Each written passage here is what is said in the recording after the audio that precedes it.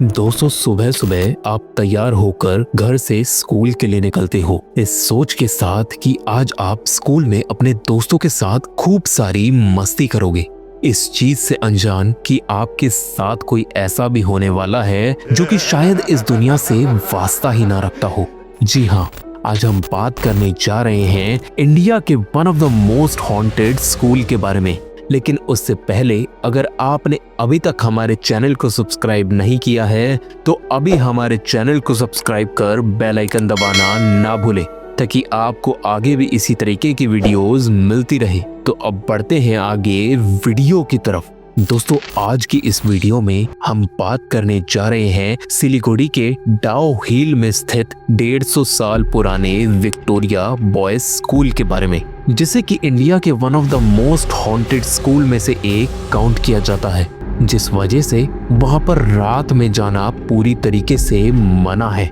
लेकिन इन सब से अनजान एक दिन चौकीदार अरुण अपनी ड्यूटी कर रहा होता है। दिसंबर के ठंड मौसम के कारण आसपास का इलाका पूरी धुंध में छाया हुआ होता है कि ठीक उसी वक्त रात के ठीक 1:30 बजे के करीब अरुण को किसी के चलने की आवाज आती है। शुरू में उसे लगता है कि शायद कोई जंगली जानवर होगा, लेकिन धीरे धीरे उसे वो आवाज साफ साफ सुनाई देने लगती है, जो कि किसी जानवर की नहीं बल्कि किसी इंसान के कदमों की आवाज होती है। लेकिन हैरानी की बात ये होती है कि इतनी रात को कौन वहां पर होगा, जबकि अंधेरा होने के बाद तो वहां पर किसी को आना भी मना है। और इन सभी सवालों को जानने के लिए अरुण अपनी कुर्सी से उठकर हाथ में टॉर्च लेकर बाहर नजर घुमाता है, लेकिन उसे दूर दूर तक कोई भी नहीं दिखाई देता। थोड़ी देर इधर उधर घूमने के बाद वो वापस से अपने कैबिन की ओर जा ही रहा होता है कि उसे वापस से कदमों की आवाज सुनाई देती है। वो झटके से पीछे मुड़ता है और देखता है कि दूर अंधेरे में एक लड़का खड़ा है, जो कि काफी पुराने स्कूल के कपड़े पहना होता है, जो कि मिट्टी से सने हुए काफी गंदे लग रहे होते हैं। अरुण आवाज लगाता है, कौन है वहां पर? लेकिन सामने से कोई भी जवाब नहीं आता, जिसे देखकर अरुण टॉर्च की लाइट जलाते हुए धीरे धीरे उसके करीब जाने लगता है। लेकिन जैसे ही अरुण उसके नजदीक पहुंचता है और उस लड़के को गौर से देखता है तो उसकी चीखें निकल जाती है और वो डर के मारे वहीं पर गिर जाता है और उसकी टॉर्च भी नीचे जमीन पर पड़ी होती है, जिसकी रोशनी सामने उसी लड़के की तरफ पड़ रही होती है। दोस्तों, असल में अरुण ये देखता है कि अंधेरे में खड़े उस लड़के का कोई सर ही नहीं है और वो उस वक्त इतना घबरा चुका होता है कि उसे कुछ भी समझ नहीं आ रहा होता है कि वो क्या करे। लेकिन थोड़ी सी हिम्मत कर वो खड़ा होकर अपने घर की तरफ भागता है और वो जैसे ही अपने घर पहुंचता है तो उसे देखकर उसका साथी रूममेट भी घबरा जाता है। वो पूछता है, अरे अरुण, क्या हुआ भाई? तू इतना घबराया हुआ क्यों है?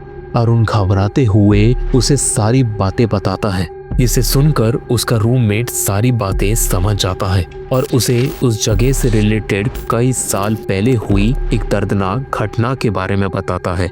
वो बोलता है कि असल में कई साल पहले इस स्कूल में एक 12 साल का लड़का पढ़ा करता था, जिसका नाम आशीष था, जो कि एक दिन अचानक ही हॉस्टल से गायब हो गया और हफ्तों तक खोजने के बाद उसका शरीर जंगल के किनारे मिला, लेकिन उसका सिर कहीं नहीं था। पुलिस ने इसे जंगली जानवर का हमला कहा, लेकिन स्थानीय लोगों का ये मानना था कि जंगल में कुछ और है जो अपनी बलि खुद चुनता है। और वहीं से उसके बाद काफी सारे लोगों द्वारा वहां पर उस सर कटे लड़के को देखे जाने की बात कही जाने लगी और धीरे धीरे ये बात पूरे शहर में फैल गई, जिसके बाद से कई सारी घटनाओं में लोगों की जान जाने की वजह से यहाँ पर रात को जाना मना है। इसे सुनकर मानो कि अरुण की हालत और खराब हो गई और कई दिनों तक उसको इसी के सपने आने लगे, जिसके बाद उसने कभी भी वहां पर नाइट शिफ्ट करने का फैसला नहीं किया।